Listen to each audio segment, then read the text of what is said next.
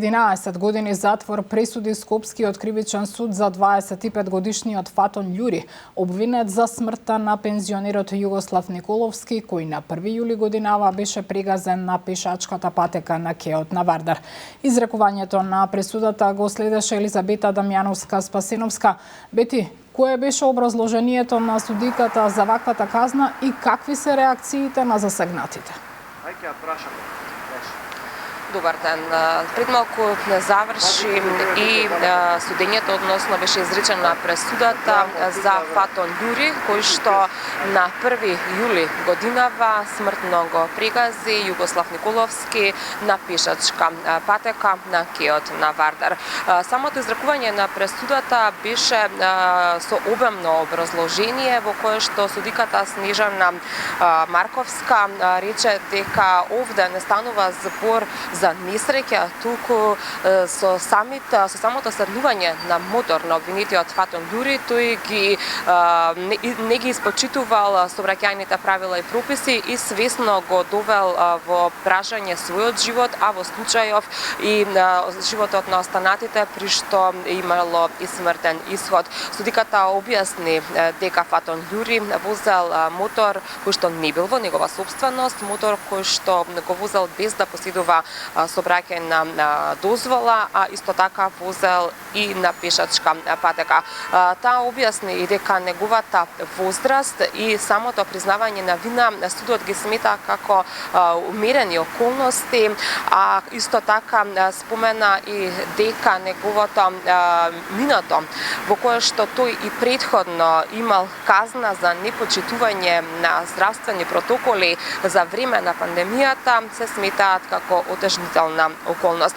Таа кажа дека занемарувањето на прописите и со тоа што се довело до смртен исход е само показател колку може тоа да значи во општеството и треба сите останати да извлечат поука од неговото несовесно однесување. Роднините на казната од 11 години затвор ја дочека на некој начин видно потресени, можам да кажам, меѓутоа без да коментираат пред камерите. Во непосреден разговор со нив, од она што можевме да го дознаеме, рекоа дека се на некој начин задоволни, дека ќе биле поразени ако му била изречена помала затворска казна во рокот на оној минимум од 2,5-3 до 5 години, колку што и самата судика спомена дека во минатото се изрекувале казни за ваков вид на кривично дело. Меѓутоа рекоа дека исто така ќе сакаат сите кои што се учесници во сообраќајот барем на некој начин да извлечат поука за тоа колку несовесното однесување на некого може да му значи живот. Предлагам тука да ја слушнеме и пресудата.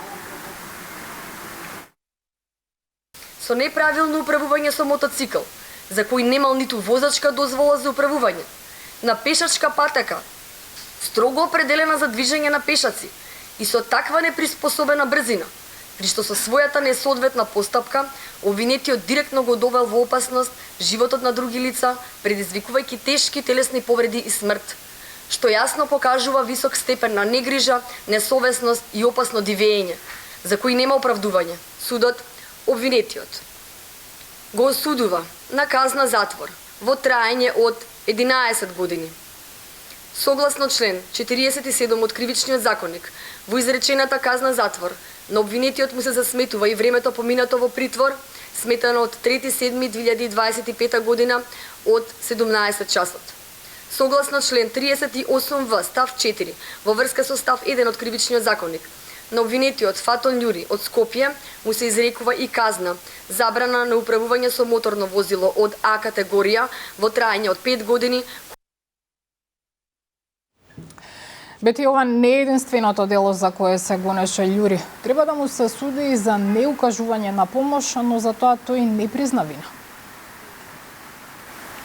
Така е, Бубе, за второто дело против кое што има покренато постапка против него, односно неукажување на дела на лица кои што чиј живот е загрозен поради учесник во сообраќајот, тој не призна вина. Впрочем, овој пат станува збор за дело за кое што треба судот и понатака да ги собере доказите за да утврди дали навистина тој, како што тврди обвинителството, избегал и не му пружил помош на Николовски.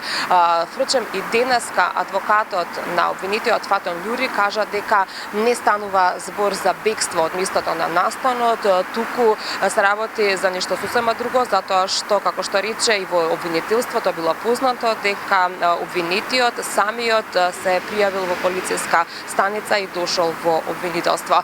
Инаку на крајот од судењето беше побарано од страна на обвинителството Фатон Љури да остане и понатаму во ефективен притвор се до правосилноста на пресудата. Ова барање беше и прифатено од судот. Ти благодарам, Елизавета Дамјановска-Спасеновска, за пресудата за Фатон Љури, кој со мотор го прегази Југослав Николовски на кеот на Вардар.